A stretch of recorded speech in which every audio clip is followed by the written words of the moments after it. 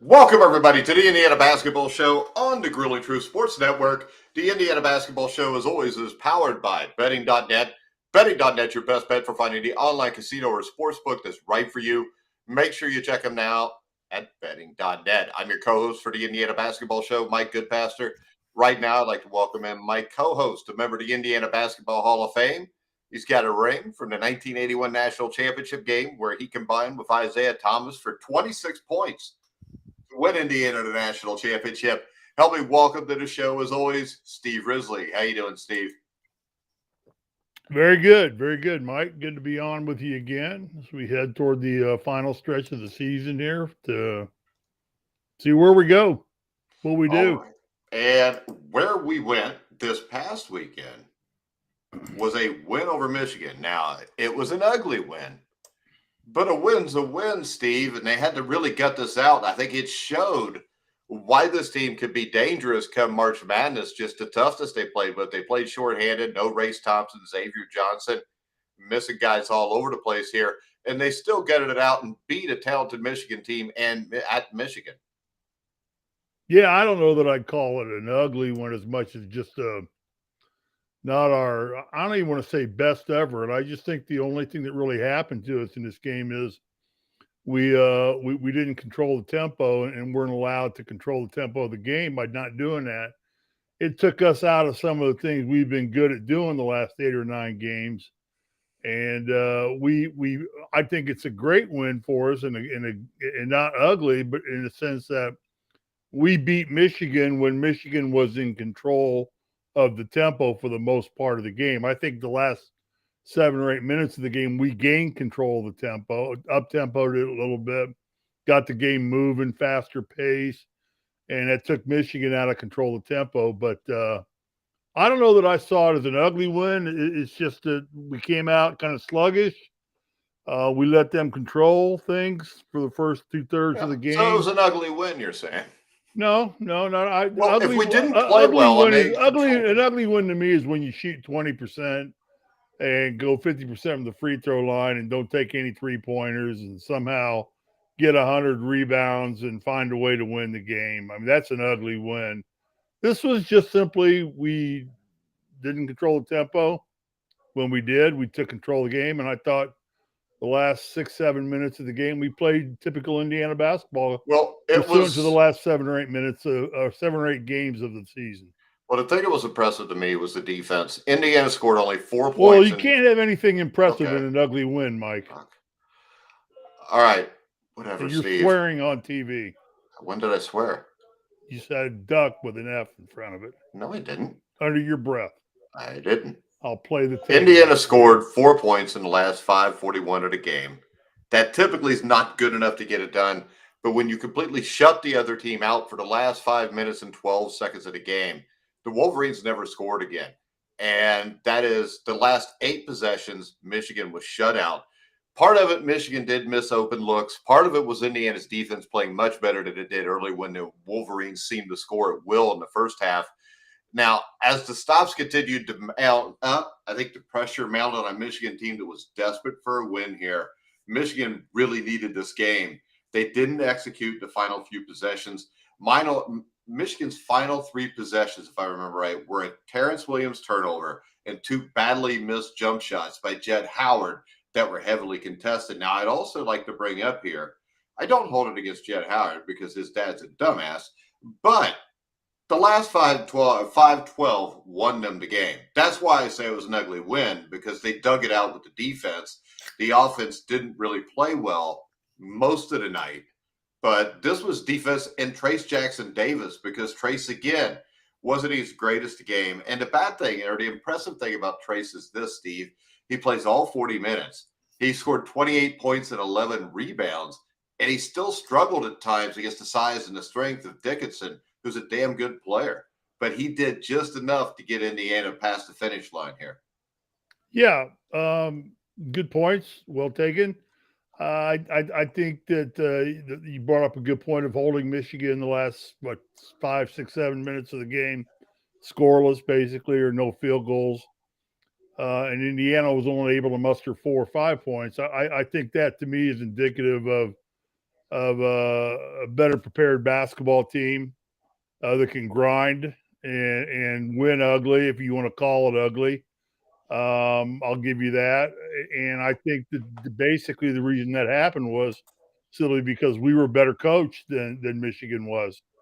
I personally don't think either one of these two coaches is up for Coach of the Year in the league.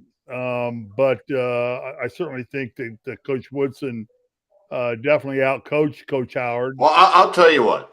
To me, Northwestern's coach should be the coach of the year right now. But my second choice would be Mike Woodson, because what he did with all those injuries, this team looked dead when they lost 3 out of 4. They lost again. They lost by 20 at Penn State, who right now they've completely spit the bit. So I kind of disagree here. I think Woody's done a great job over the last 5 or 6 weeks to turn this around. Yeah, he has. But I think Collins is probably a great choice for Coach of the Year. You can't knock Painter out. Painter's had his team at 1 in the top 5 all season long. And they've been healthy all year, too. Mm-hmm. And they're going through a little bit of a issue right now, but they've run into 2 pretty good teams. I mean, they've lost in the Big Ten only to the second and third, or the tied for second ranked or placed teams in the league. So they haven't lost anybody else. So they lost to Rutgers. They got 3 losses in the Big Ten? Yeah, I believe so. Yeah. Remember, Rutgers beat them at Purdue. Then they lost here, and then they lost at Northwestern. We're only 2 games out of a Big Ten championship right now. I knew that. Yeah. So, yeah, it makes sense. Anyway, I'm not going to debate Coach of the Year. If it goes to any one of those coaches would be worthy and deserving of receiving the award. They all have nitbits that they've done to but I think nobody expected Northwestern to be this good. No. I think Collins is the clear-cut favorite at this point in time, but let's see what happens in the tournament and on down the road. Usually those things are decided right about the tournament. They're never decided in the tournament, because they're decided at the end of the regular season, I believe, Steve. Okay. Yeah, I knew it was for certain awards, but I didn't know if it was for this one. Anyway, enough said. A win is a win, regardless. Right now, any win you get is a good thing to happen to you, whether you want to call it an ugly win or I want to call it a lack of effort in the first 2/3 of the way. I don't think there's anything showing lack of effort from this team ever. Not in the last 8-9 games. There has not been. That's why this was an ugly win, because the effort was there, and the effort is what won the game. That to me is an ugly win. Not to debate and beat a dead horse into the ground. We'll call it an ugly win. You brought it up again. I didn't. So well, the question was, who's the big man for Michigan? Dickinson. Is he better than Eddie or not? We had this discussion off air a few days ago. Oh, I think go ahead. As a college player, I would take Eddie. Going forward into the NBA, Dickinson. I thought Dickinson had more basketball acumen and skill. And I think he would be better suited in the NBA because he's going to freelance a lot more in the NBA than he does in college, as would any player. I think that's going to end up being a strength of Trace Jackson Davis, that he can freelance. What Trace needs to do is he's going to have to develop a 15 to 20-foot jump shot and be deadly with it and consistent with it, because his size is not big enough to handle the rigors of an 82 NBA game schedule. But anyway, back to the big guys, Dickinson or Eddie. I don't know. If I had to pick one player to build my team around right now, I'm not sure I wouldn't go with Dickinson over Eddie. I can tell you this. Because of the basketball acumen. I would take Eddie. Yeah, well, that's. I think this. I think Eddie is tougher. He's smarter. He's selfless. I don't think Dickinson is. And like I said, if you're wanting to build an NBA team, I'd probably go Dickinson. But if you told me right now, if a college basketball team, if you told me IU could have either one of those guys on this team, I would take Eddie. He would fit in better, because I think that when you look at Michigan, I think you watch a selfish team play. I mean, they kind of battle themselves when you watch them play. That's why I think Juwan Howard's a dumbass. I mean, he would be a perfect NBA coach. It definitely goes back to coaching, the selfishness of that team. I think they're as talented as anybody from what I saw of that game. They look. Oh, yeah, just with Dickinson and Jet Howard, the dumbass's son. I mean, right there, you've got maybe the best 1-2 combination in the NBA. Or in Why don't the, we call him or in Coach sports. Howard for the sake of having some respect on this show? Then we can call him a dumbass off the Oh, air. no, he's Coach Dumbass. I don't need to respect a dude like him. Come on, man. All right. He's been in fights right. with coaches off other teams, players. He's a dumbass. I mean, right. just because they play against IU, and Michigan lowers their standards for coaches, which they have a history of doing basketball coaching wise, outside of John Beelan. And let's see, the guy in the 70s, Coach Orr. I mean, outside of that, Johnny Orr. Yeah, Johnny Orr. I mean, outside of guy. those guys, I mean, you could throw your Steve Fishers and them in one big pot and just have a pot of dumbasses. But that's Michigan, and that's what Michigan does. Now, as we talked, Indiana, the big thing, we talked about this for 2 games. This is the 3rd game in a row. And I'll give you an example. If you look at the stat sheet, it's hard to find a huge discrepancy on it. I mean, for example, both teams scored 36 points in the paint. Michigan was 23 for 54 from the floor. Indiana was 23 for 53. Indiana held just a small advantage, 13 to 11 in points off turnovers. But for the 3rd game in a row, the free throw line was a different maker for the Hoosiers win again. Indiana outscored Michigan by 4 at the line and attempted 5 more free throws than the Wolverines. It doesn't seem like a lot, but in a 1-point game, that's a huge difference. 3 games in a row, Indiana's won at the foul line. I don't know that we saw 3 games in the last 3 years where they did that. I don't know. We saw it in the last 15 years. Well, 2013 team, maybe. Okay, so that was more than, that was 10 years. So we're somewhere in the middle. I agree, Mike. I mean, I think that this is as evenly a matched ball game as you're going to find. I mean, I'm looking at the standings right now. Both teams are 9-5. Both teams are 18-7. Are you talking about Northwestern? Indiana's 13-1 at home. Northwestern's 11-4 at home. Northwestern's got a couple 3 less home wins, but they've got more road wins. They're 6-2 on the road, and Indiana's is 4-5, but they're both coming into this game riding a 3-game winning streak, both Northwestern and Indiana. So I think in terms of tomorrow night, this game's on ESPN, isn't it? My guess. I think it is. I think it's a big time game for it's the game of the week in the Big Ten right now. I would think, and I know McGraw-Hill, I know they've revamped it quite a bit since the days I played in it. Well, they definitely have a home court advantage. They used to. Yeah, it's going to be half Indiana fans. I don't think it is. Oh, well, it used to be when I played there because of the Chicago connection. No, but this is the thing. When you used to play there, Northwestern sucked, so nobody was coming. Northwestern just came from behind to upset Purdue. They're a team that I think should probably be ranked in the bottom of the part 25 or top 25, if nothing else. So you're going to have a lot of new Northwestern fans that are showing up to these games. Is Northwestern unranked? I don't even know. I didn't look at the last AP because it really doesn't mean anything. Indiana moved to 14th. I saw that. It doesn't matter. I mean, it's a popularity contest. It doesn't really matter to me either way. But don't be surprised if one of these 2 teams doesn't win the Big Ten tournament. Really, truthfully. Well, I'm hoping it ain't us because that's a bad omen. And I don't know. Looking at Purdue's schedule, let me look at Purdue's schedule real quick. They've got left to play Maryland at Maryland, could be Ohio loss. State at home, Indiana at home, loss. Wisconsin at Wisconsin, and then Illinois at home. They don't have that tough of a road. I don't think they're going to lose 2 more games. I do. I think they lose at Maryland, and I think they lose against Indiana. Okay. And if Indiana wins out, then Indiana wins the Big Ten or ties for it. But I can tell you this. To me right now, going to Northwestern might scare me more than Purdue because I think Northwestern is very underrated. They're very well coached. They do a lot of things well. They don't do anything great, but they don't do anything poorly. We saw the last time Indiana played Northwestern, the Indiana defense was atrocious. Indiana at one point, I think, trailed by like 17 points, like 7 or 8 minutes into the game. Jalen Hood-Schifino had a great game scoring-wise in that game.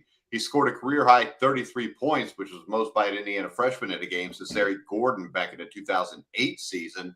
I scored And 26 as a freshman. yeah, One but game. that was in the 70s. So the only thing that exists of it, I think, are hieroglyphic drawings in Bloomington at a cafe. But actually, you can find the game on our YouTube channel, I think. And it was a great game by Steve Risley. And that Indiana Notre Dame game in 1977, that was number 1 versus number 2 at the time, too. Was it? Yeah. But the other issue here is this. Jalen Hood-Schifino played really well in the first game against Northwestern if you just go by points. But he only had 3 assists compared to 6 turnovers. That can't happen here. When you go into a hostile environment, the number one thing you have to do is control the ball. I mean, you have to have a point guard that can lead his team. Right now, the issue is Schifino has been better at home than he has been away, as a typical freshman would be. But he's got to play a clean game for Indiana to have a chance here, because this game to me is a toss-up. And if I wasn't such a homer, you should probably lean towards Northwestern just because they beat Indiana at IU. They just beat Purdue. So there's a lot of things here to be worried about, but it's also a situation to get you another quad 1 win. And if Indiana wins this game, that Purdue game gets even magnified even that much more.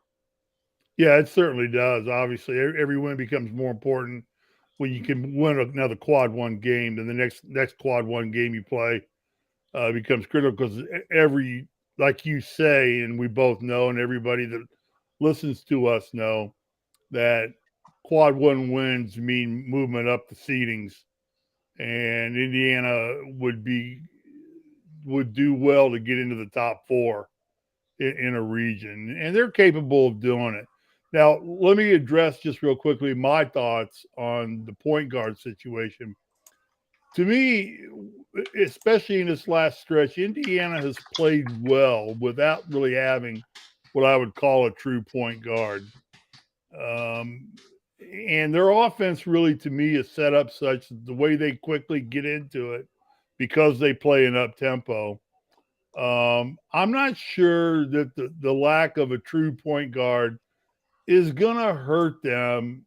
I mean, you always wanted somebody out there to handle the rock, no doubt. But I think that they've got enough better than average ball handlers on that basketball team that can get them into their offense. And once they're into their offense,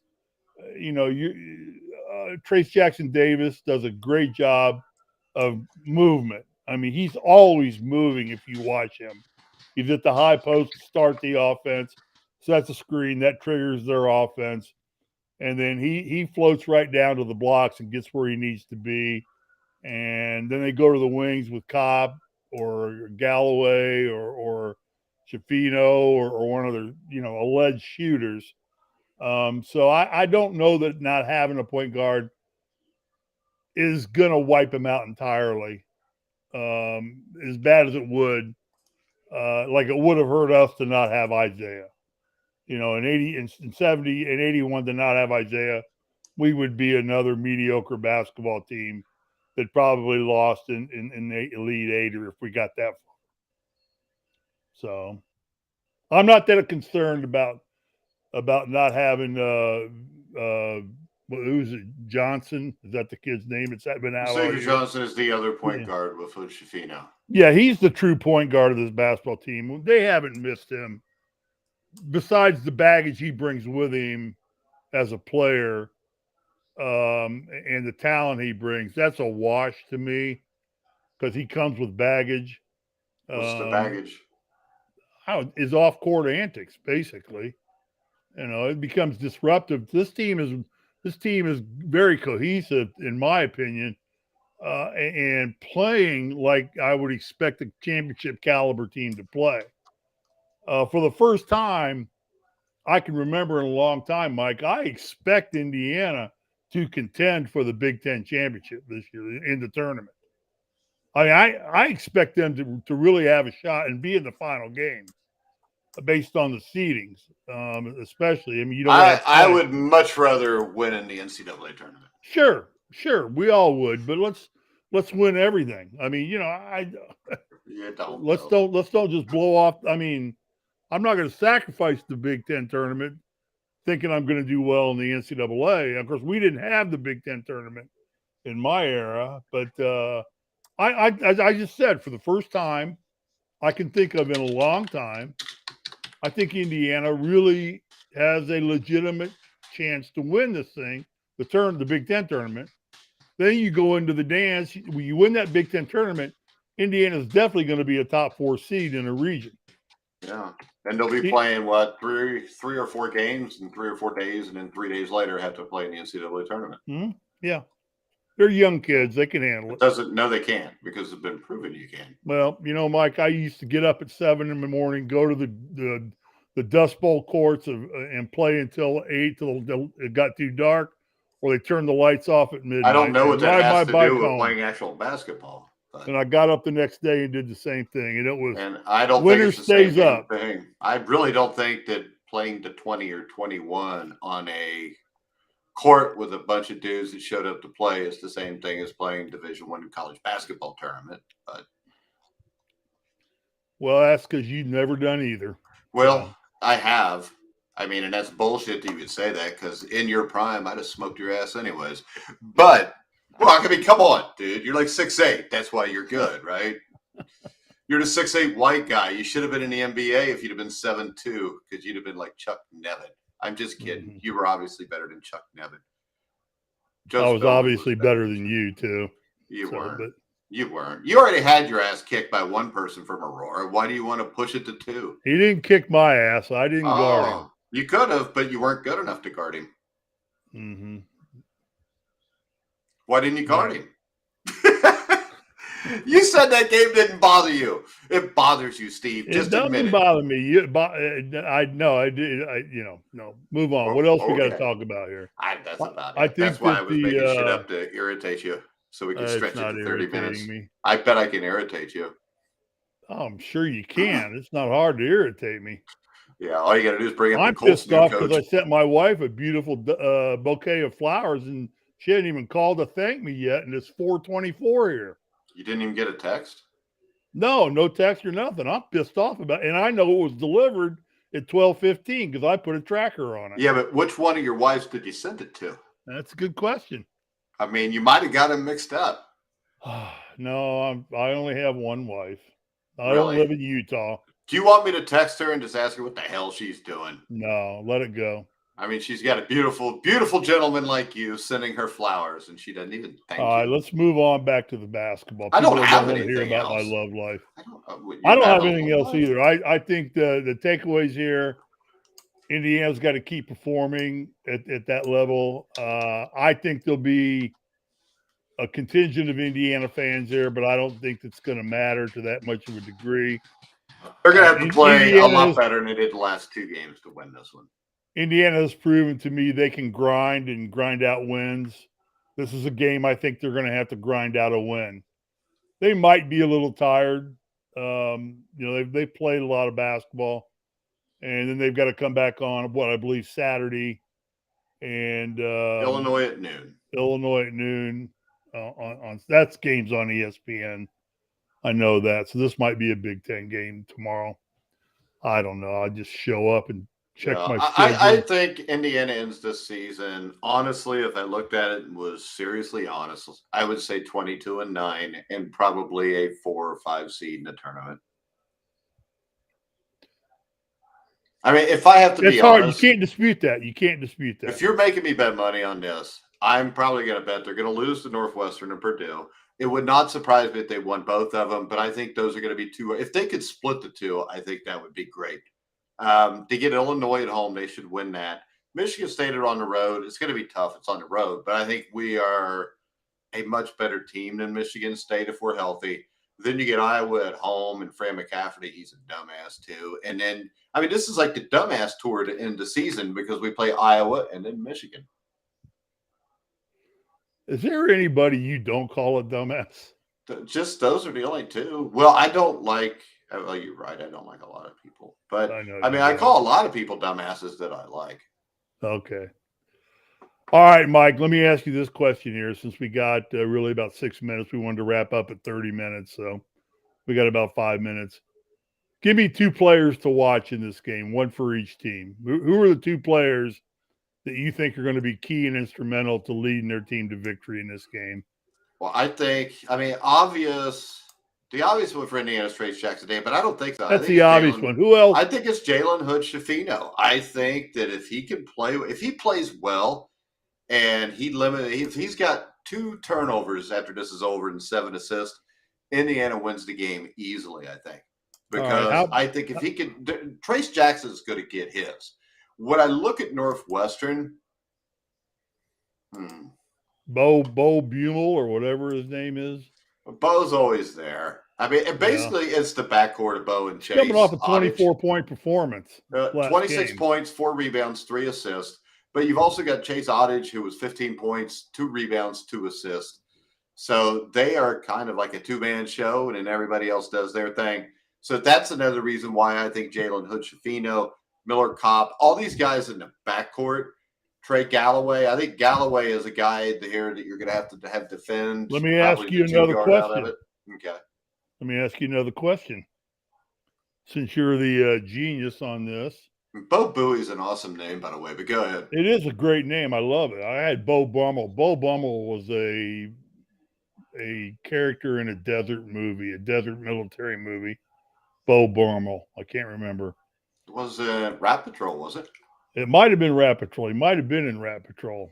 That was Christopher George and the guy that's on Young and the Restless now. I'll watch that. Plays Victor Newman. He was in the Rat Patrol. He was the Nazi. And Christopher George was the American. Watch it. I don't think you're even allowed to say Nazi anymore on YouTube. I might not be able to. Hey, Steve, before you bring up what you were going to say, I want to remind everybody, it's not just sports betting. Betting.net compares the best online casinos. Sit back, relax, and play the top online slots, poker, and table games. Go ahead. Yeah, where can we find my friend's articles that he writes for the Grueling Truth? My good friend Joe Spellman. Actually, he writes for so do Malta. I, but you don't even bring that up, right? Well, he writes for Malta, and he told me that they're not even published on the Grueling Truth, and I think that no, they're not on the Grueling Truth. It's a different website. Okay, well, what is that website? Ball is Life. What? Ball is Life. Ball is Life. So go to Ball of Life. It's a good thing that's not our website. You'd screw that up for the next 5 years. Ball of Life. Ball is Life. How about Life is a Ball? That would have been better. Ball if you got your balls. Well, Malta's got him working somewhere else, you know. He still works with us. His NASCAR pick article will be out this week for the Daytona 500. Okay. Yeah, I'm doing a show on that here in a little bit. Are you? So am I. I'm multi-talented. You're doing a NASCAR show now? I will be in another day or two. I got somebody doing one with me. I figured since you guys couldn't handle it anymore. Well, I would have done it with you. Okay, we'll do a NASCAR show then. I'm not contractually obligated anywhere. We'll do a NASCAR show then. We're on. All Friday. right. Last question I have for you. Monday? The race will be over Monday. I said Friday. Okay. All right. Friday's a good day to do it. Okay. I'm in. Friday at 1 o'clock time. Me and Steve will do the NASCAR show. We'll do a NASCAR show previewing this year's Daytona 500. Hey, you know what, Mike? What, Steve? Despite what you think, Daytona 500 announced today, it is sold out entirely. I never thought that it wouldn't be. It's the Daytona 500. The Indy 500 sells out too. How many other? No, the Indy 500 does not sell out. Oh yeah, they can't because they sell an unlimited amount of tickets. They sell tickets until people don't want to buy tickets anymore. Anyway, my last basketball question for you in the last 45 seconds. Miller Kopp going home to Northwestern, where he transferred from to Indiana. Last time I saw him play up at McGraw-Hill, he didn't play too well. What can we expect out of Miller Kopp this game? You would have to ask Miller Kopp. I would think last year it was a lot of pressing because he's there. It's just like a lot of people will say that you're more comfortable on your home court. A lot of times you're not. If you're a Kentucky Wildcat, are you really more comfortable playing in Rupp Arena with a bunch of rednecks that are angry because they're, number one, they're married to their sister, and then number two, they live in Kentucky, and number three, there's nothing else to do in Kentucky except for watch horses run in circles and watch the Kentucky Wildcats. So I think if Miller Kopp doesn't put too much pressure on himself, Miller Kopp will be fine. He just needs to let the game come to him instead of trying to force it. I think last year he forced the game to try to make things happen, and he doesn't need to do that. This team has been much better this year, I think, because number one, they've been more aggressive, but number two, they play within themselves. You don't see guys you'll get the occasional with some of the freshmen, but you don't see guys that are trying to do something that is not really possible for them to do on a consistent basis. And you're not getting as many stupid mistakes as we've seen in the past. Okay. I think Miller Kopp plays fine. I think he's shown a tremendous amount of maturity this year. I think he grew up a lot. That's what I mean. So I think we'll be fine. No, I think it's saying the same thing. I think we're in total agreement on it. I think that I know we're in disagreement with this. I still would like to see Miller step up and drill or shoot 5 to 10 3-pointers in this game. If I know you don't think that's important. You go with whatever is in the flow of the offense. I'm aware of that, but most of the championship caliber teams are going to have a gunner on their team. They're going to have a shooter. You guys didn't have one guy make a 3-pointer in 1981. We didn't have a 3-pointer in 1981. I know. It would have been Whitman if we did. It would have been Whitman and Kitchell just standing out there drilling threes. Kitchell would have never left the arc.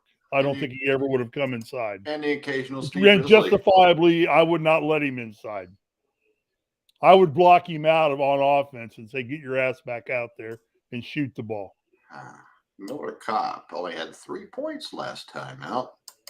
He did not play well. They need more from him. I mean, and that's why I think this is the thing. Steve, come on. So you'd rather have Michigan's 5 for 20 than Indiana's 2 for 6? No, Mike. I just think okay. And I'll also tell you this: it's an added benefit to this team. It cannot stop getting better. Turn your phone off when we're doing it. It's Sylvester Stallone. That's why I got the ringtone set up to that, because he's going to be on the show. You told me Rocky's dead now. Rocky? I never told you Rocky's dead. He died in one of the Creed movies. No, he didn't. Yes, but all right, this is my point, Steve. By taking less threes, they drive to the basket more. They go to the free throw line more. And we just talked about how the last 3 games, the difference was how well they shot free throws and how they've gotten to the line more than the other team. So you could have 5 for 20 as Michigan, 10 for 13 threes. I'll take the 14 for 18 and shooting 44% from 2-point range. I just don't see why it matters where you get your points from. Well, I'm just telling you, if I could, I'm not trying to interrupt you, but we're cutting into time now. I'll just say this. I think you're a smart man. I think you have great knowledge of all sports in general. But no buts. I just think that if you can figure out that going to the hole is more important and better and something they do well, I think there's going to be a coach out there who's going to figure that out too. Doesn't matter. He's going to be able to build a defense to stop Indiana from penetrating like they do and figure out how to get a double team on Trace Jackson that works. And then you're going to have to rely on some perimeter shooting. And Steve, I believe this. Open it up if nothing else. Yeah, I'm not done talking yet. Okay. You're interrupting now, I'm not interrupting. You were done. Dumbass. You should have been done because your point was made, so I thought you were done. All I'm saying is this. I think they have plenty of 3-point shooters. That's why they are in the top 20 in the country on made 3-pointers. Miller Kopp, percentage-wise. Trey Gallup. Percentage-wise. What the hell? What do you want? If this team was I want volume. I don't want percentage. And if this team averaged 10 more 3-pointers a game, they would have 5 more losses. You know, that's like Joe Biden telling me that he created 250,000 new jobs last quarter. How many of those 250,000 jobs were above poverty level paying jobs. Well, this is the I'll problem. bet you none of them, or less than half were. This is the thing. Joe Biden's a dumbass. I don't even know why we're talking about him. All right, never mind. All right, I'm done. Look for a great game. I tell you what, I think it's a toss-up game if I was betting. I think Indiana's a little bit better, but Northwestern's good at home. They're playing at home, and they're on a rocket ship ride too right now. Dude, I don't know if we're better or not. They did beat us here. And I think that the coaching edge would slightly go to Collins, very slightly at this point in time. But it's only still because I think Mike is still learning to coach. Really? Really? Your phone's going to ring during the show. And it's I thought it would be my wife calling me. It's one of those phones where you got to put your finger in. I thought it would be my wife calling me to thank me for the flowers I got. Was it? But no, it's an 800 number. I probably owe somebody some money. I told you 99 cents a minute would add up, Steve. I don't answer 800 calls. Do you answer 800 calls? No. I actually, with my phone, like 90% of the calls I get, it says scam likely. Yeah, I know. So what I like to do is answer it, and they'll say, "Oh, this is." All right, get us out of here. We're rambling. And I'm get like, us "Hey, out of here. Get us out of here." Was scam likely? No, you can get out of here whenever you want. All you got to do is hang out. All right, guys, we're gonna wrap it up. Before I want to bring up one special offer we've got at the Grilling Truth, and that is with Stake.us. If you sign up with Stake.us right now and use our exclusive promo code at TGT Social, all capital letters, you secure a unique 5% rakeback bonus. If you love social casinos, which is playing blackjack, poker, especially slots, go to Stake.us, use the promo code TGT Social to secure your unique 5% rakeback bonus. Guys, we will be here on Thursday. Correct, Steve? Thursday night at 7 to run down or look back at Indiana's game against Northwestern. We will also preview the Indiana-Illinois game at noon on Saturday. And then Saturday, directly 15 minutes after Indiana-Illinois, me and Steve will be on live then also. So you get your fill of me and Steve Risley, who couldn't love that. And no, we don't hate each other. This is how we always talk to each other, because there was a message board that had our show shared on it, and one of the people was wondering why we hated each other so much. They said that's probably why we do the show from different rooms. I love you, man. I love you. Whatever. Happy Valentine's Day, Steve. Happy Valentine's. Did you get the flowers I sent you? Yes, I did, and I just wanted to thank you. No problem. All right, guys, we're going to go ahead and wrap it up. Make sure you check out SI. I wore red just for you. Sports Illustrated Sportsbook to bet on the game. Great sportsbook. SI, you know the name, Sports Illustrated. Make sure you check them out and link in the description below in the video. Make sure you like, subscribe, and share. Make sure you check out the Got Woodson Facebook page. Brian Moore runs that. He does a great job there. Brian does a great job. But for now, for Steve Risley, I'm Mike Goodpaster. You've been watching and listening to The Grilling Truth, where the legends speak.